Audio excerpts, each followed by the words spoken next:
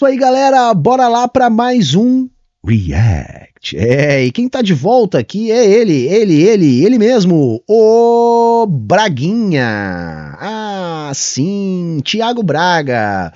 Então, nunca pergunte, né, para um homem o seu salário, para uma mulher a sua idade e para o Thiago Braga qual o seu método de pesquisa. Né? Vai dar problema, né? Bom, se eu colei do chat, hein? Amo todos vocês. E no vídeo de hoje ele vai falar sobre Guerra Fria. Vamos ver o estrago que esse vídeo fez, né? 1.300.000 visualizações. Tá bom para vocês? Por isso que a gente tem que falar do Thiago, né? Porque faz um estrago muito grande. Tem muito professor desavisado, com deficiências na sua formação, né? Engolido pela correria, que às vezes nem revisa direito o que está passando para os alunos, que passa em sala de aula essas porcarias, tá bom? Né? Então a gente tem sim que trazer aqui para vocês o Braguinha. Vejam a imagem aí. Começamos bem, hein? Esse é o cara que se diz divulgador científico, tá? Ele não é só um propagandista da extrema-direita, tá, gente? Por favor, não falem isso dele. Ele é só um divulgador científico da história. E ele abre o vídeo dele com essa imagem aí, né? Que não precisa ser muito esperto para entender que isso aqui é uma sala de aula, né? Você vê ali alunos, né? O professor está com uma boina e o coraçãozinho Che, então o professor ama o Che Guevara, né? Tem ali um cartaz soviético dentro da sala de aula, tem porta-retratos na mesa do professor escrito Karl Marx, quer dizer, uma aulinha de como que se envenena o poço, né? Já vamos preparar aqui a nossa audiência para o chorume que nós vamos derramar, né? Guerra Fria, olha ali, ó, imperialismo, burguês, capitalismo feio, socialismo, revolução, pirraça, bonito. Isso para começar um vídeo que ele diz ser didático, que ele diz ser de divulgação científica, né, de história sobre a Guerra Fria. Hã? Quase nada enviesado, hein? Quase nada enviesado. Vamos lá, vamos começar, porque hoje a tortura vai ser grande. Bom dia, alunos. Hoje nossa aula será sobre a Guerra Fria e seu principal herói, Che Guevara. Então anotem aí que vai cair no Enem. Che foi um grande líder humanista e pacifista que lutou pela igualdade, pela vida e pela paz mundial. Professor, então Che Guevara lutou pela paz e pela vida? Entendeu? Então ele já começa, né, colocando para sua audiência que os professores, porque é isso que ele está representando ali, quando abordam Che Guevara, né, e se abordam, ele está presumindo que abordam dessa maneira. Como um lutador pela paz e pela vida. Você que está me assistindo e que é professor de história, você quando vai trabalhar com seus alunos Revolução Cubana, começa por aí. Revolução Cubana raramente é trabalhado no currículo da educação de base. Nas melhores escolas, normalmente nas escolas privadas, se tem mais tempo para trabalhar isso. Com a formatação que a gente tem do currículo hoje em dia, eu posso dizer com alguma segurança, a maior parte dos professores não consegue trabalhar a Revolução Cubana e sequer apresentam para os seus alunos Che Guevara. Porque não dá tempo de trabalhar isso. Porque já não dá tempo nem de trabalhar o currículo formal, com o que eles vêm fazendo com a educação, sobretudo com o ensino de história. Você tem um período por semana, às vezes 2. Você olha lá o que está previsto no programa da disciplina, não cabe. Então eu posso dizer com segurança, a maioria não vê Revolução Cubana na escola, tá? Significa que a maioria sequer ouve falar de Che Guevara na escola. Muito menos falar de Che Guevara dessa maneira aqui, que o Braguinha tá começando o vídeo dele. Esse cara é um baita de um canalha. Sim, ele foi um grande herói revolucionário anti-imperialista. Ué, mas eu vi na internet que Che Guevara executava friamente muitos inimigos políticos. Em qual blog imperialista ou canal fascista neocon você ouviu isso, garoto? Aqui diz, site oficial das Nações Unidas, professor. Entendeu? Então assim, primeiro, ninguém trabalha, ou quase ninguém trabalha em sala de aula, e os que trabalham jamais trabalham assim, né, gente? Porque Che Guevara não é Jesus Cristo, o humanista que lutou pela vida, né? Che Guevara era um revolucionário comunista, né, que participou da revolução em Cuba e que numa lógica de guerra, né, viu muitos dos seus combatentes morrerem e também matou muitos que estavam do outro lado. A gente tem que falar também do período histórico que isso se dá, a sociedade em que isso se dá, então ninguém nega. Che Guevara matou, os grupos mataram, deixaram de matar. Isso é colocado em contexto, em perspectiva histórica, que é o mínimo que alguém que se diz divulgador científico deveria estar fazendo. E não essa palhaçada desse primeiro minuto aqui do vídeo dele. Acabou a aula, galera. Até semana que vem. Sabe, e essa parte do vídeo dele não é uma parte menor ou menos importante, uma brincadeirinha para descontrair. São os primeiros segundos do vídeo, ou seja, desse 1.300.000 visualizações, a esmagadora maioria não passou disso. Ou se ficou no vídeo, ficou por causa disso. Isso dá o tom, isso é o apito para a turma dele ouvir.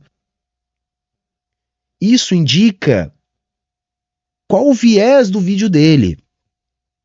Um viés que, de tão enviesado, jamais pode ser associado à divulgação científica em história. Jamais, tá? Agora vamos continuar. Salve, meus cavaleiros, aqui é o Thiago, sejam muito bem-vindos ao Império AD.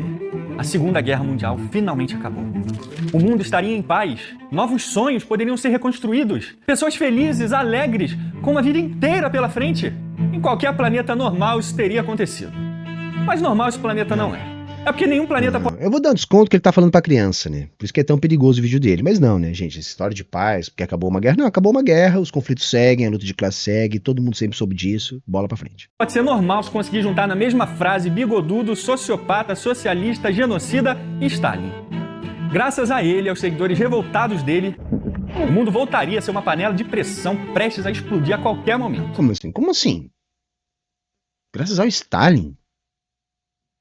Então, peraí, mas não foram os Estados Unidos que desenvolveram a bomba atômica e jogaram essa bomba atômica num país virtualmente rendido para dar um recado para os russos mostrando o brinquedinho novo deles?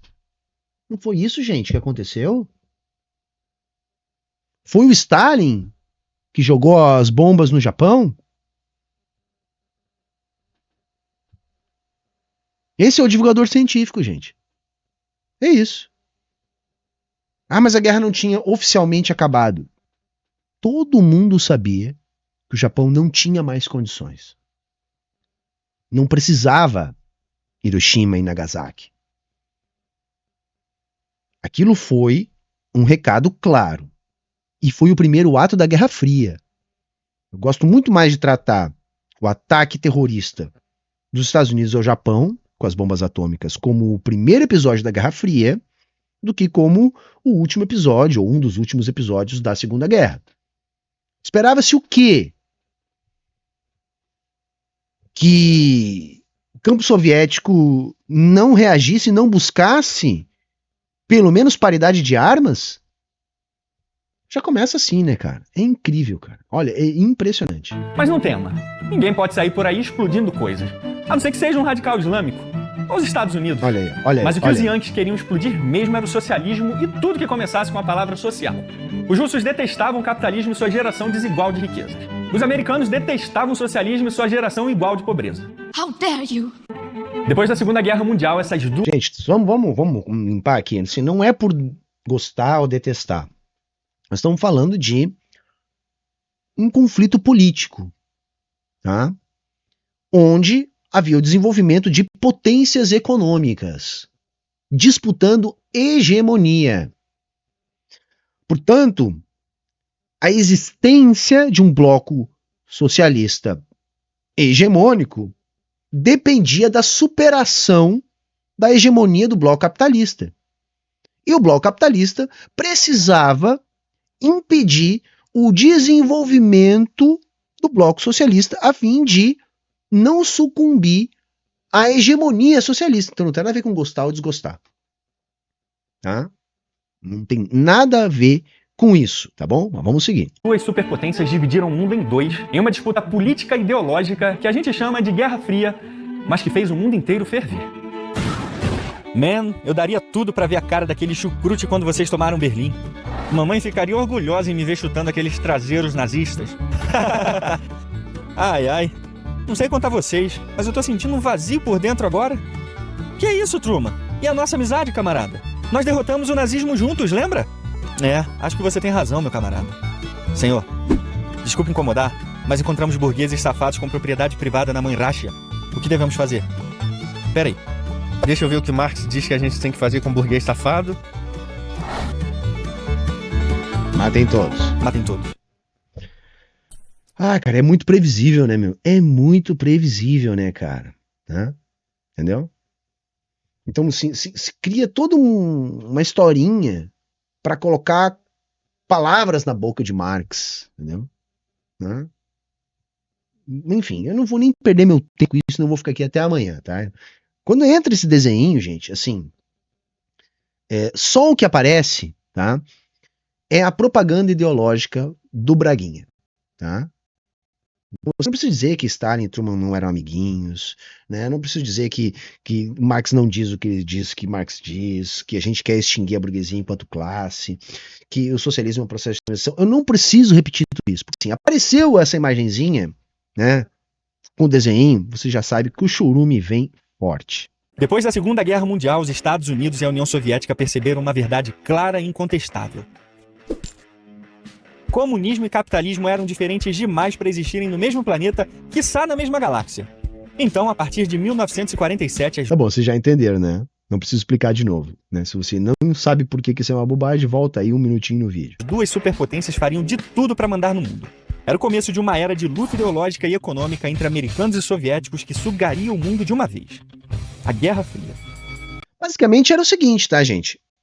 Teve uma revolução na Rússia, que se espalhou formando um campo socialista, que questionava as relações de capitalistas, né? As relações de produção dos capitalistas. Então isso era uma ameaça ao capitalismo estabelecido. Portanto, desde o seu surgimento, o campo soviético foi alvo de ataques imperialistas para que essa experiência não pudesse crescer. Então vejam, vamos entender desse ponto, que esse ponto é fundamental. O socialismo nasce da crítica ao capitalismo, tá? No sentido de buscar uma superação das relações capitalistas de produção. O campo capitalista, desde o nascimento da primeira experiência socialista, combate a expansão do socialismo, porque o crescimento do socialismo significa a superação do capitalismo. Então vejam, quando o capitalismo se depara com o socialismo, ele não tinha outra coisa a fazer. Porque se ele deixa o socialismo crescer, significaria o seu fim. O socialismo, ele é a superação do capitalismo. Então vejam, a União Soviética, o campo socialista, não precisava fazer nada, a não ser cuidar do seu campinho e se desenvolver, buscando superar o capitalismo. Já o capitalismo, para continuar sendo um modo de produção dominante, precisava interromper o desenvolvimento da experiência socialista. Então é nesse sentido que começa a Guerra Fria. No sentido de assim, olha, os capitalistas viram o poder dos soviéticos, porque foram os soviéticos que derrotaram Hitler. Tá? Basicamente, a participação determinante, fundamental, que conseguiu reverter o quadro da Segunda Guerra foi a participação dos soviéticos. Ou seja, quando os Estados Unidos percebeu, os soviéticos já estavam muito poderosos no final da Segunda Guerra. Então seriam sim uma ameaça. De modo que o bloco capitalista concentrou suas forças em minar o desenvolvimento do bloco socialista. E isso foi a Guerra Fria. Foi o recado que os Estados Unidos deu para os socialistas, dizendo, olha, nós vamos impedir vocês de conseguirem o que vocês querem. Custe o que custar. Deem só uma olhadinha nessa bomba que a gente aprendeu a fazer. Era Guerra Fria porque não era quente. Não tinha explosões, tiro, bomba, sangue, pelo menos não entre americanos e russos. Eles deixavam os outros países se matarem por eles. E assim o mundo foi dividido em 3. O primeiro mundo apoiava o capitalismo, o segundo mundo apoiava o comunismo e o terceiro mundo apoiava nada. Mas quem diria que a escalada de tensão que levou à Guerra Fria... Na verdade não, tá? Essa divisão clássica é primeiro mundo, países capitalistas desenvolvidos, ou seja lá o que isso significa. Segundo mundo, os países socialistas. E terceiro mundo, países capitalistas subdesenvolvidos, tá? Essa seria a divisão clássica. Começaria por causa de um coração partido. Que história é essa de bomba atômica, Truman? O que é que você tem a dizer em sua defesa? Calma, Stalin, eu posso explicar. Seu cachorro! Vocês destruíram o Japão com uma bomba e não me comunicaram. Eu jamais concordaria com essa barbaridade. A gente exagerou, camarada, eu sei. Claro que sim. Vocês ficaram com o Japão todo pra vocês e não deram nada pra mim? Isso é um absurdo. Depois de deixarem Stalin de fora de Hiroshima... Aí ele cometeu um sincericídiozinho involuntário. Sim, os americanos ficaram com o Japão todo pra eles, tá? O resto tudo é bobagem. Sempre que aparecem esses bonequinhos, é bobagem, tá, gente? Ele não tem nada a ver com a história, ele chuta a história e despeja a ideologia, tá? Mas nessa dele despejar a ideologia, ele cometeu um sincericídio. Sim, o Japão virou um protetorado dos Estados Unidos e um enclave político-econômico do capitalismo naquela região do planeta. Nagasaki, Truman e Churchill sabiam que nunca mais tirariam aquelas fotos bonitas ao lado do camarada. Antes e depois que a guerra terminou, eles fizeram várias conferências para determinar quem ficaria com o quê. Stalin pegou a Europa Oriental inteira. A Alemanha Oriental, Tchecoslováquia, Polônia, Romênia, Bulgária, Hungria, Grécia, eram todos espiões soviéticos agora. E para piorar, Stalin não... Por quê, né? Porque os soviéticos não quiseram levar adiante a guerra, né? E aceitaram os termos dos acordos que, entre aspas, dividiam o mundo, tá? E mostra que os Estados Unidos sabiam muito bem que não podia fazer nada a não ser tentar negociar mesmo, sem aumentar a tensão naquele momento, por causa do poder demonstrado pelos soviéticos ao derrotar os nazistas. Cumpriu a promessa de se retirar do Irã após o fim da guerra. Churchill achou isso um absurdo e isso não ia ficar assim.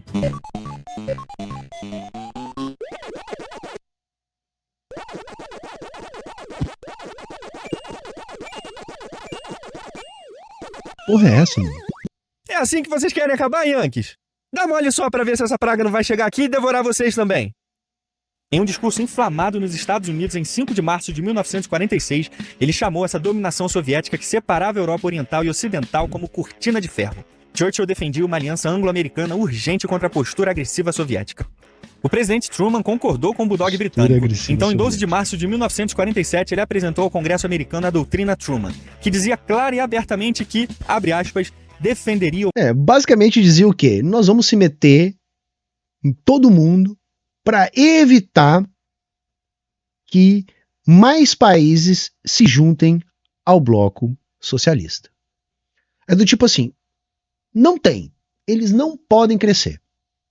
Eles não podem mostrar para os outros que eles são superiores.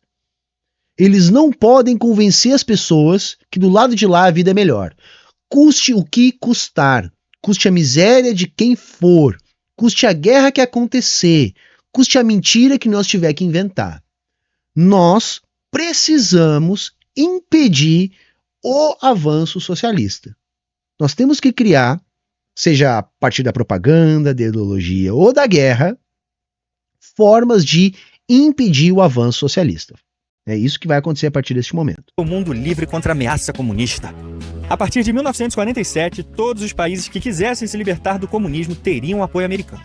E esse apoio era um negocinho verde que todo comunista... Viu? E aí é isso, tá? O que ele tá distorcendo aqui para enfiar a ideologia dele é um outro fato que vai ser inaugurado a partir de então. Inaugurado talvez seja até exagero, seja intensificado a partir de então. Que é a infiltração política nos estados, tá, que compunham o bloco socialista, buscando causar instabilidade política e desarticulação, produzindo crises econômicas, produzindo conflitos políticos, produzindo rachas, divisões, buscando fazer com que esses países deixem de aderir ao bloco. Tá? Isso tudo os Estados Unidos fez, tem tudo muito bem documentado, tá, gente? Como é que eles vão interferir em governos do mundo inteiro, sejam eles socialistas ou não, né, a fim de desarticular. O que tem que ficar claro, galera, é o seguinte: A Guerra Fria aconteceu por causa dos Estados Unidos. Quem disparou as bombas, quem começou os ataques, quem fez disso um cavalo de batalha foi os Estados Unidos. O que o Bloco Socialista queria era se desenvolver, era expandir relações socialistas na política, a fim de transitar a economia. E os Estados Unidos, vendo isso, percebeu que isso era uma ameaça à sua hegemonia política e econômica e partiu para o ataque. Tá? Essa é a história da Guerra Fria. Mas que vai negar até a morte. Dólar. Dizem que o dinheiro não compra felicidade, mas se você fosse um país ferrado depois da Segunda Guerra Mundial, você ia ficar bem feliz se alguém te desse uns milhões de dólares. Com o Plano Marshall, Truman queria exatamente isso. Comprar o comunismo da Europa, literalmente. E ferrada a Europa estava e ela abraçou. Isso aí também é verdade. O Plano Marshall, que é muito repetido, não é só um plano de reconstrução da Europa pós-guerra. Era um plano de financiamento da recuperação do capitalismo para que esses lugares devastados não aderissem ao socialismo. O melhor exemplo é Berlim, tá, gente? Eu acho que ele vai falar de Berlim daqui a pouco, tá? Mas o melhor exemplo é Berlim, tá? Onde o investimento vai ser concentrado para produzir uma distorção em relação ao lado socialista, tá? Então se cria uma ilusão muito grande em Berlim. Por quê? Porque o pessoal da Berlim socialista não estava enxergando o que acontecia na América Latina, América Central, na África, no Oriente Médio. Não. Estava enxergando uma realidade que não correspondia à realidade do capitalismo, mas era uma falsa realidade construída pelo Plano Marshall a fim de causar este impacto mesmo e começar a fazer com que as pessoas procurassem deixar a Berlim Oriental para ir para Berlim Ocidental, né? A questão é que os russos sabiam que aquilo não era a realidade do capitalismo, eles não tinham como competir, porque a lógica não era a mesma, eles não tinham como deixar na miséria metade do bloco socialista para sustentar a Berlim Oriental, como o capitalismo estava fazendo com Berlim Ocidental, né, que ele deixava metade do planeta na miséria para sustentar uma mentira ali. O socialismo não podia fazer isso, né? E resumindo bastante, isso vai resultar no Muro de Berlim mais adiante. Mas eu acho que ele vai falar disso daqui a pouco. Sua ajuda. Menos, vamos mostrar para esses yankees que não precisamos desse dinheiro sujo deles. Sim! Nossa causa é justa! Sim! Viva o comunismo! Abaixo o capitalismo!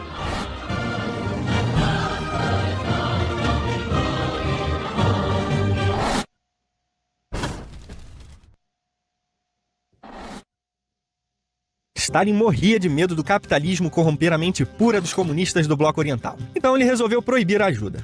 Ainda bem que Stalin fez isso, porque senão hoje teria um monte de socialistas usando iPhone. Já pensou? E para piorar ainda mais as tensões com o Ocidente, Stalin e o Exército Vermelho resolvem apoiar um golpe fatal na última democracia que ainda resistia no leste europeu, a Tchecoslováquia. O golpe de Praga se tornou o símbolo da Guerra Fria. Se ainda havia líderes ocidentais em dúvida de tomar o lado americano na guerra, depois do golpe, essa dúvida acabou. Já no primeiro ano, o Plano Marshall foi aprovado com um orçamento de 5 bilhões, passando para 14 bilhões nos anos seguintes, o equivalente hoje a 100 bilhões de dólares. O Plano Marshall se tornou um pesadelo comunista.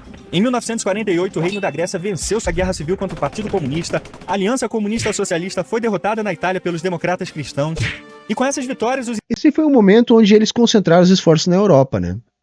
Sabiam do peso cultural da Europa se unir ao bloco socialista, tá? Mas o ponto é esse, sim, tinha muito dinheiro, tá, para a reconstrução desses países e principalmente para que esses países enfrentassem o bloco socialista, tá?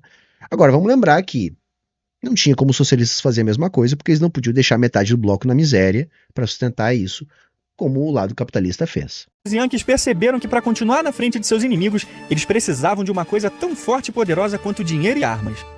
Não é possível! Ele não quer falar! Não se preocupe, senhor. Ele vai falar.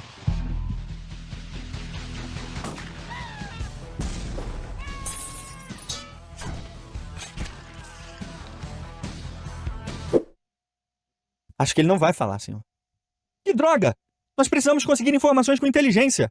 Senhor, eu tenho um homem certo para isso. Camarada. Acho que o chefe vai invadir a... Esse troço ainda vai me matar do coração. Vou chegar mais perto para ouvir de novo. Sério? Quer dizer que ele vai invadir a... novo, coronel! Para de me encher o saco! Hã? Acho que não foi nada, não. E foi mais ou menos assim, ou não, que em 1947 nascia a CIA. E em 1954 os soviéticos criaram seu equivalente comunista, a KGB. Ele tá resumindo aí de uma maneira bastante enviesada e estereotipada o início da espionagem da Guerra Fria, tá? Mas beleza, vamos seguir aqui, senão eu vou ficar aqui até amanhã. É isso aí, galera, é quase que intancável isso aqui, né? Fala logo, burguesinho de cocô! Tá bom, eu falo! Então, o que vocês querem pegar agora? A Alemanha Oriental! Viu? É muito melhor colaborar. Pronto, agora deixa eu ir. Claro! Uma nova era de espionagem havia começado e... Eu acho legal dos desenhos, né? Olha só, né? Tem uma foice e um martelo lá, parece um castelo do diabo lá. É sempre assim, cara. Eu acho muito legal como ele retrata, né? A fim de não deixar dúvida, né? Qual o lado dele na história. Ela seria uma das armas mais importantes da Guerra Fria. Mas o sistema nervoso de toda essa tensão continuava sendo a capital alemã, Berlim. Para pressionar os aliados ocidentais a deixarem Berlim sob controle soviético, Stalin ordena o bloqueio de Berlim. Trens, carros e barcos estavam proibidos de entrar na cidade. E para continuar alimentando a cidade, os aliados criaram a ponte aérea de Berlim, efetuando mais de 200 mil voos. E depois de uma derrota esmagadora nas eleições municipais, os comunistas criaram sua própria Berlim. Porque assim, gente, né, Berlim estava no lado oriental da Alemanha, tá? No lado socialista. E metade de Berlim, portanto, ela era absolutamente cercada, né, de socialismo, vai. Então era a vitrine perfeita, sabe, para causar esse embaraço político. Por isso que era tão importante para os Estados Unidos produzir em Berlim, sabe, uma miragem. Eu acho que isso é uma boa maneira de definir. Os Estados Unidos fizeram todos os esforços possíveis para produzir em Berlim uma miragem no seio do e os soviéticos perceberam isso e tentaram impedir que o povo olhasse para essa miragem, porque o povo não poderia perceber que se tratava apenas de uma miragem. A força. A partir de 1949, o mundo teria duas Alemanhas e duas Berlins. A ocidental capitalista e a oriental comunista. E aí, mano? Como é que tá desse lado aí? Ah, tá tudo indo. Temos McDonald's, Coca-Cola, televisão, rádio, carros. E vocês aí? Aqui a gente tem... Alemanha Ocidental... Entendeu? Aí, assim, ó, aí vejam só como assim.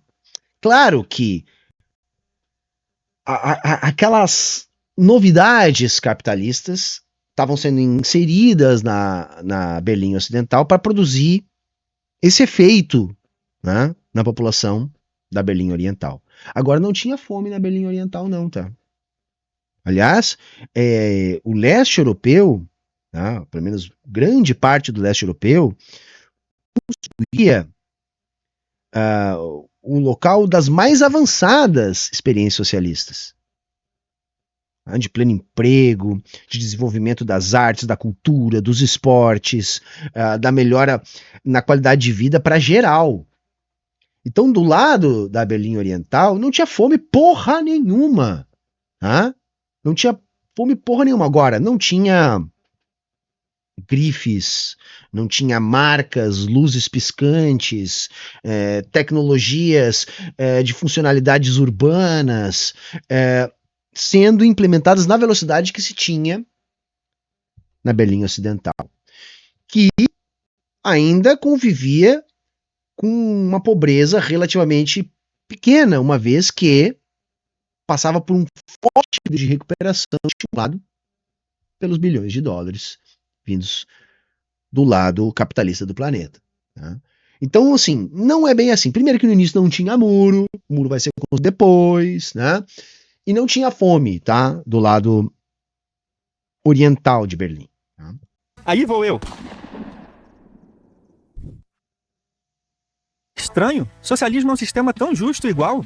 Por que tinha tanto... E outra coisa, as pessoas tentavam cruzar para os dois lados do muro. Porque esse muro, gente, ele dividiu famílias. Ele dividiu vidas.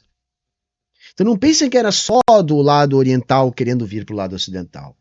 Depois que se cria o muro, né, aconteciam em ambos os lados essas tentativas. Da mesma maneira que é uma mentira tosca e idiota, aquele bordão, ai, pra onde que as pessoas fugiram quando derrubaram o muro? As pessoas vão procurar, né, com o tempo, reencontrar os seus antigos laços. Então vão correr para os dois lados do muro. Deixar de ser infantil. Tanta gente arriscando a vida para pular para outro lado. Para aumentar a pressão contra a União Soviética, o tio Sam lidera os países europeus na criação da OTAN, em abril de 1949. Para equilibrar as forças, a União Soviética... Na verdade, o que o mundo ocidental estava fazendo era se armando até os dentes, formatando exércitos, se unindo, aumentando a escala de tensão. Porque foi o Ocidente que produziu a Guerra Fria, né? Vamos lembrar disso, foi os Estados Unidos que produziu a Guerra Fria. A Soviética também cria sua aliança em 1955, chamado de Pacto de Varsóvia. E ao mesmo tempo ela desenvolve e testa com sucesso sua primeira bomba atômica. Como reação também. Reparem que a postura da União Soviética, ao longo de toda a Guerra Fria, foi reativa, gente. A mesma coisa a gente pode dizer em relação à postura do Stalin. É sempre reativa. Agora, se preparavam para essa reação, né? Não queriam perder a guerra, né? E aí nós estamos falando de guerra, né? E em guerra acontece merda o tempo todo, né? É isso, de lado a lado. Porém, o lado soviético, ele tá sempre reagindo, tá? Mas o bloco socialista não era só poder de fogo. A imprensa também assumiria seu importante papel de informar o povo com muita liberdade e transparência. Tá na hora de provar pro mundo que o socialismo também é liberdade de imprensa. Então podemos falar mal do socialismo, senhor? Claro que sim. Queremos um governo transparente para todos. Que bom, senhor, porque eu acabei de fazer um artigo inteiro falando dos podres do socialismo. Mas só por curiosidade, onde é seu jornal mesmo? É aquele bem ali, senhor. Entendeu? Assim, e isso aí de novo, é tudo uma caricatura. Quando vem esses desenhos, é tudo uma caricatura enviesada que falseia a história. Por isso que a gente pode falar com segurança que o Thiago Braga, um falsificador da história. Tá? Haviam perseguições na União Soviética? Sim, da mesma maneira que havia também no lado capitalista, gente. Tá? Toda a estrutura de mídia no capitalismo obedece, tá, à lógica do capital, aos interesses do capital, sabe? E não é de hoje que casos como o do Julian Assange, como o do Snowden acontecem no bloco capitalista. Sempre existiu. Né? Isso que o Thiago Braga faz sempre existiu, ou seja, propaganda anticomunista. Então o capital sempre estruturou a sua grande máquina de mídia, seja do teatro, do cinema, das revistas, dos jornais, da TV, a ter um discurso uníssono anticapitalista. Então, da mesma maneira que no bloco socialista toda a mídia hostil ao socialismo era censurada, no bloco capitalista a mesma coisa acontecia. Toda a mídia hostil ao capitalismo era censurada e toda a mídia hostil ao comunismo era incentivada, apoiada, financiada, aliás, como é até hoje. Como é até hoje. Então, desde dos HQs até as grandes obras jornalísticas eram totalmente manipuladas, talhadas, trabalhadas no anticomunismo. Como são até hoje, na época era pior ainda. Então, se a gente pode acusar falta de liberdade no campo soviético, a mesma falta de liberdade a gente também pode acusar no campo capitalista.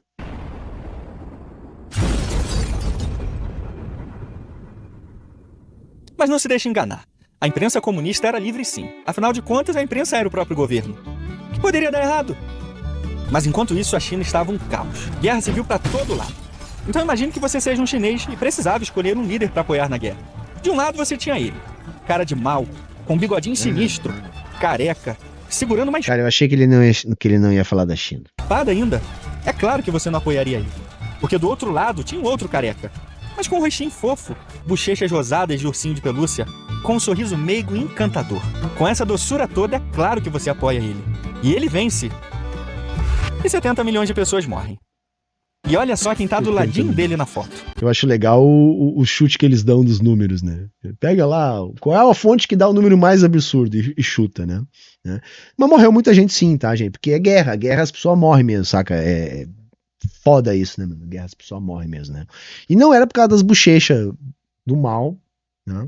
Mas sim por causa do estabelecimento de um processo revolucionário, né? Um processo de união dos trabalhadores do campo e da cidade. Um processo do campesinato humilhado, né, pela colonização, né, pela desigualdade, pela fome, pela miséria. Né? Então o que aconteceu lá não foi só acreditaram num cara de bochechinhas rosadas, que era amigo do Stalin, e aí 70 milhões de pessoas morreram. Entendeu? É isso. E aí esse cara que tem gente que puxa saco ainda, mano. Sabe? Eu repito isso todos os vídeos que eu reajo ao Thiago Braga, assim. O que me irrita não é ele produzir esse chorume que não tem nada a ver com a história, nada a ver com a realidade. É ele se apresentar como historiador, que ele não é, como divulgador científico, que ele não é. Tá? Ele é um propagandista de um conteúdo de extrema direita. Porque isso aqui não é um enviesamento pequeno. Né? Isso aqui não é algo que uma pessoa de direita, mas que trabalha de maneira mais criteriosa com história, faria. Tá? Isso aí você pode, sei lá, vai ler Gilberto Freire. Lá você tem um cara de direita, porém sério, produzindo. Né? Isso aqui não é direita, isso aqui é extrema direita, isso aqui não é sério, isso aqui é panfletário, tá, gente? Panfletário. Resumindo, se Stalin e Mao vivessem mais um pouco, até alienígenas eles tinham matado. Mas a partir... assim, só um adendo, os dados demográficos não corroboram essa versão, tá? Sobretudo na União Soviética. Tá? De 1950, a Guerra Fria esquentou de vez. A Guerra da Coreia explodiu com a invasão da Coreia do Norte para o Sul. Os americanos, liderados por Douglas MacArthur... Não, isso é mentira, tá? Aconteceu uma invasão do Sul pelos Estados Unidos, tá? Mas vamos lá. ...ajudam o Sul enquanto os soviéticos apoiam o Norte. E em 1953, a guerra termina com... E houve, assim... apoio, no máximo, negligente dos soviéticos ao norte. Isso aí também é um erro factual. Tá? Vai haver, ao longo da Guerra da Coreia, uma maior participação da China do que da União Soviética. Tá? É porque ele tem que dizer isso para justificar a invasão do Sul pelos Estados Unidos. Tá? Que, mais uma vez, obrigou uma reação, né, dos seus oponentes com a sua postura de invasor mesmo, né? Fogo, resultando no estabelecimento de uma ditadura totalitária na Coreia do Norte, e num dos poucos momentos onde a morte deve ser louvada, Stalin morreu em 1953 e no lugar dele entrou Nikita Khrushchev, como novo líder da União Soviética. No mesmo ano, Truman concluiu seu mandato, cedendo a sala oval para o... Aí eu vou ter que dizer assim, por mais que você fale mal do Stalin, e tá liberado falar mal do Stalin, se quiser. Depois que ele morre, que é a coisa pior. Porque com todos os seus defeitos, enquanto ele viveu, ele evitou a infiltração política na União Soviética. Depois da morte dele, foi só ladeira abaixo. Casca grossa veterano da Segunda Guerra, Dwight Eisenhower. Nikita queria desestalinizar a União Soviética. Começou a denunciar crimes de guerra de Stalin, mudou até o nome de Stalingrado para Volgogrado. Apesar dessas ameaças, um plano para aproximação chegou a ser cogitado, mas foi logo cancelado depois que soviéticos abateram um avião espião americano no espaço russo. E mais furioso ainda, Nikita inflamava seus discursos de superioridade nuclear, dizendo que poderiam atacar qualquer cidade americana com suas ogivas. E Eisenhower disse que poderia atacar também, mas ficou só nisso, graças a Deus. E com a chegada do presidente Kennedy, os Estados Unidos passaram a comer pelas beiradas nas chamadas guerras por procuração. Dessa forma, Kennedy minaria a força soviética em países em conflito sem ficar nas perigosas ameaças de guerra nuclear com a União Soviética. Aproveitando esse caos e instabilidade mundial, várias nações... Guerra por procuração, gente, só um adendo aqui, é como eles passaram a chamar as guerras regionais que eram apadrinhadas pelas potências da Guerra Fria. Então, isso teve no Afeganistão, assim como teve na Coreia, assim como teve em vários lugares do mundo, onde os russos apoiavam um lado, os americanos apoiavam o outro, e o pau cantava, e oficialmente não era Rússia versus Estados Unidos que estavam... Começaram seus processos de independência durante as décadas de 50 e 60. A descolonização virou uma febre que se espalhava principalmente no continente africano e na Ásia, criando novos países independentes, mas que passariam a enfrentar guerras civis terríveis por muitos anos. E a Terra era pequena demais para americanos e soviéticos. Agora eles queriam o céu. literalmente. De 1957 a 1975, a corrida espacial iria provar quem iria mais longe. Os russos enviaram o primeiro satélite, mas os americanos pisaram na Lua. E de lá eles viam uma Terra redondinha pro desespero de quem achava que a Terra era plana. Deixando esse negócio de Terra plana no passado, porque quem em 2021 acreditaria num negócio desses, né? Com os países africanos e asiáticos conquistando sua independência, uma poderosa dupla se levantaria na América contra o imperialismo americano. Toque, toque. Quem é? Castro e Che.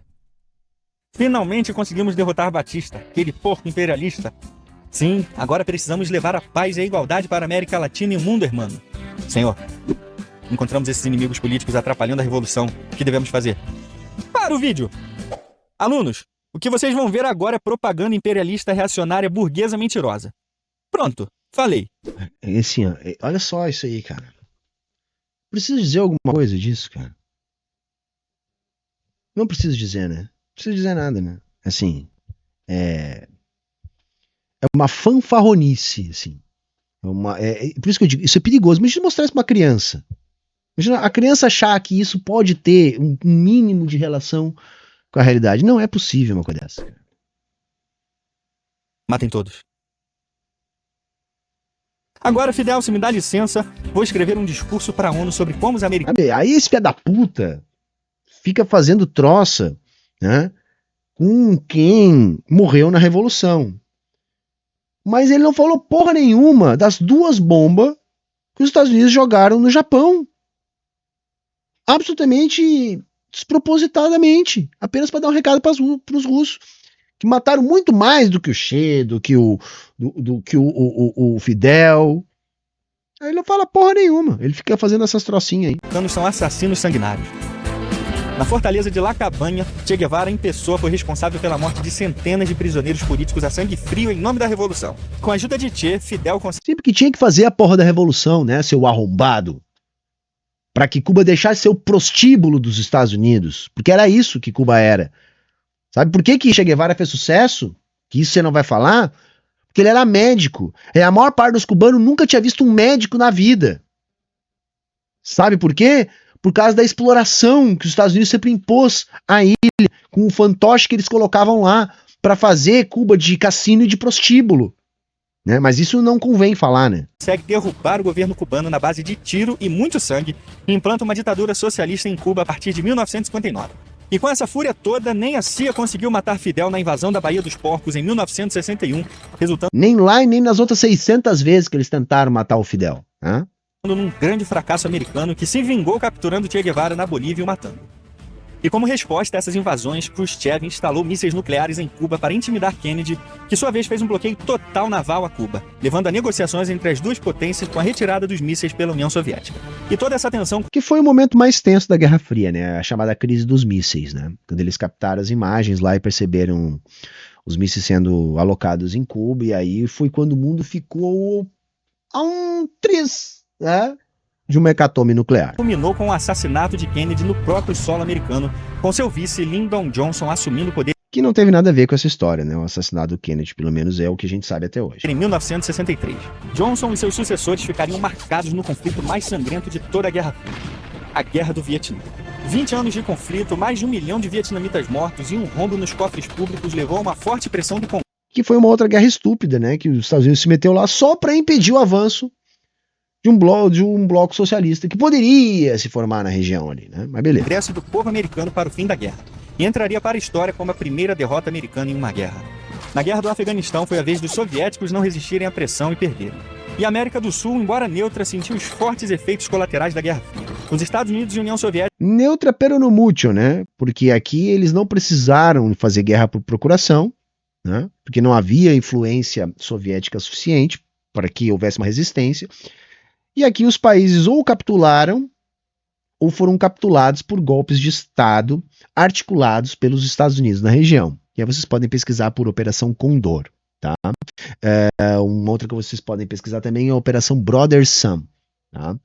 Que daria garantias caso houvesse resistência ao golpe de 64 no Brasil.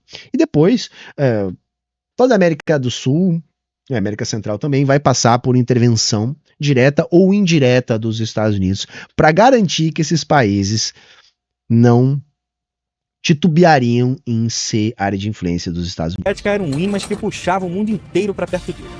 Só que esse equilíbrio de forças iria acabar com a chegada deles. A dupla comunofóbica, a fusão monárquica republicana perfeita, os vingadores capitalistas.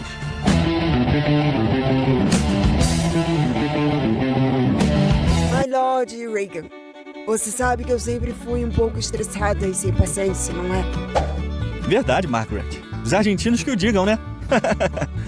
Mas não se cobre tanto, minha amiga. Eu sei, mas eu quero ser mais tolerante, sabe? Aberta a novas ideias. Aquela donzela de ferro ficou para trás. Viva o comunismo! Viva o socialismo! Abaixo a monarquia! É. Talvez seja por isso que os ingleses comemoraram tanto quando ela morreu, né, cara? Onde estávamos mesmo, Reagan? Com Margaret Thatcher e Ronald Reagan, o comunismo estava com seus dias contados nesse planeta. Se o comunismo tinha que cair, teria que ser pelas mãos deles. Uma série de... Na verdade, assim, mais ou menos, vai. Eu acho que ele tá super valorizando o papel desses dois. Eram desdobramentos de movimentações que já tinham começado ainda antes, tá? E, basicamente, eu tô falando das infiltrações políticas no campo soviético. Embargos e pressão econômica dos líderes das potências anglo-americanas colocaram o comunismo e a União Soviética contra a parede. Com a economia estagnada e sem chance de recuperação, o novo e moderado secretário-geral soviético Mikhail Gorbachev viu que só tinha duas saídas para o futuro. O maior traidor que já passou na face da Terra, tá? O cara que aprofundou a crise na União Soviética, ajudou a criar a crise econômica na União Soviética, cedendo às pressões do Ocidente, que começou a impor, tá, a sua vontade através do grupo político capitaneado pelo Gorbachev. E a gente tem que lembrar o seguinte: a dissolução da União Soviética foi realizada a despeito da opinião popular. Então não foi uma construção popular, foi uma construção do grupo que conseguiu dominar o partido naquele momento. Tá? Então é uma outra questão que a gente também pouco fala, mas é verdade. Do povo russo. Glasnost e Perestroika. Gorbachev Isso aí, Glasnost e Perestroika foram o início do fim. Foi talvez o maior símbolo da capitulação política do campo soviético à pressão da Guerra Fria. Sabia que a economia russa precisava de uma reestruturação completa e que só uma abertura econômica salvaria o país, que fora drenada para a... E aí é o problema, não era só isso que eles precisavam. Isso foi uma opção política que levou à bancarrota, tá? Destruindo as bases da economia soviética. área militar nos anos anteriores. Isso deixou os movimentos nacionalistas soviéticos revoltados, causando uma ruptura social sem volta. A rendição soviética era iminente. Com o apoio americano e acordos amistosos de desarmamento entre as duas potências nos anos finais da década... Acordos esses, por exemplo, que tratavam da questão da Ucrânia, garantindo com que os investimentos do período soviético na Ucrânia pudessem continuar servindo aos interesses econômicos da Rússia depois da dissolução da União Soviética. Acordos estes que foram rompidos pelo Ocidente naquilo que depois vai se constituir como a atual guerra da Ucrânia. Na década de 80, o clima de guerra não existia mais. Aproveitando a oportunidade, as revoluções de 1989 expurgavam os últimos governos comunistas que ainda existiam na Europa Oriental e Central. Mas ainda faltava um último ato real e simbólico ao mesmo tempo, e somente assim os empurrões entre as duas potências cessariam e a paz voltaria a reinar. A reunificação alemã. Gorbachev concordou e finalmente uma última destruição aconteceria em 9 de novembro de 1989. Uma destruição mais do que esperada e muito bem-vinda e que traria liberdade. Já era o grande processo de dissolução, né? Foi 89 com a queda do muro, 91 com o fim da União Soviética. É um povo dividido e que sofria amargamente durante décadas. A queda do Muro de Berlim. A União Soviética não aguentava mais a pressão para acompanhar os americanos e, finalmente, em 1991, ela quebrou em pedaços. O mundo, felizmente, via o fim de uma era chamada Guerra Fria. Foram 44 anos de invasões, de conflitos e tensões que geraram milhões de mortos, redefiniram nações e o mundo. E o resultado foi a explosão da pobreza, no que era o antigo campo soviético, a redução da expectativa de vida, no que era o antigo campo soviético, a transformação da antiga União Soviética principal potência disputando a hegemonia com os Estados Unidos, a um país de terceira ou quarta grandeza na hierarquia econômica mundial. Enfim, a dissolução da União Soviética prometeu libertar os povos e levar desenvolvimento para o mundo. E entregou maior concentração da riqueza, maior pobreza na Rússia e nada de desenvolvimento, nada dos países saírem da pobreza. Não aconteceu nada, gente, nada. Do fim da União Soviética para cá, quantos países deram um salto saindo da renda média no mundo? Sabe, prometeram uma coisa que eles não conseguiram entregar. Na verdade, aquele fim da história contado pelo Fukuyama a partir do que aconteceu com o fim da Guerra Fria, ficou só na promessa. O mundo não enriqueceu, os povos não estão mais livres, as guerras não cessaram. Tudo antes pelo contrário. Por isso que até hoje é tão forte a memória e a lembrança do povo russo, da grandeza do período soviético. Mas falta aqui, não, acho que 1 minuto ou 2, ele deve fazer alguma propaganda. Tá bom já. Já tô há muito tempo aturando esse chinelão aqui. Tá? Isso é um chinelão, né? Um picareta chinelão. E a gente tem que xingar mesmo, porque é pra isso que ele se presta.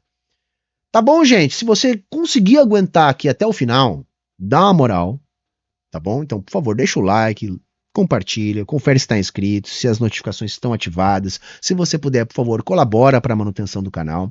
Aqui no comentário fixado vocês encontram todas as formas de estar fazendo isso. Encontram também o nosso canal no Telegram. Entra lá, assim você vai ser sempre notificado. E, enfim, era isso hoje. Tchau, tchau e até a próxima.